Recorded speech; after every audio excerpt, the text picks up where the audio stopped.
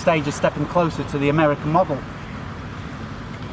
where it's a vast scandal in America where they are purely locking people for ridiculous sentences just to have slave labour.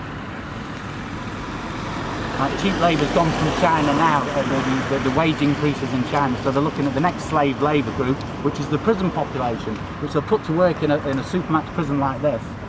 It's abject corruption, goes all the way to the top, and we want the Prime Minister to stop investing in locking people up and start investing in communities and rehabilitating people, integrating them back into society. There's loads of other measures we can do before building supermax prisons and locking vast numbers of people up. They can have care in the community.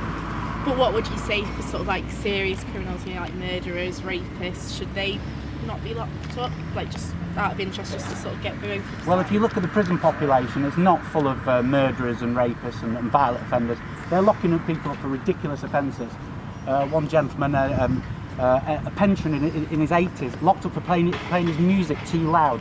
Where's the sort of justice in that? If the guy can't hear his music, it's ridiculous offences. People are getting out of prison, they're sending them straight back in for ridiculous things. Being illegal to be homeless and stuff. We've got this 12-month probation period that they're automatically putting even the minor offences on. You breach that and they're whipping you straight back to prison. It's a ridiculous state of affairs, and they are copying the American model.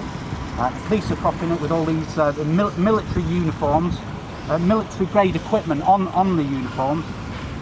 It is a standing army. The reason we didn't have a police force until the late 1800s was fear of a standing army being created, and that's what these are now, a standing army protecting corporate profit.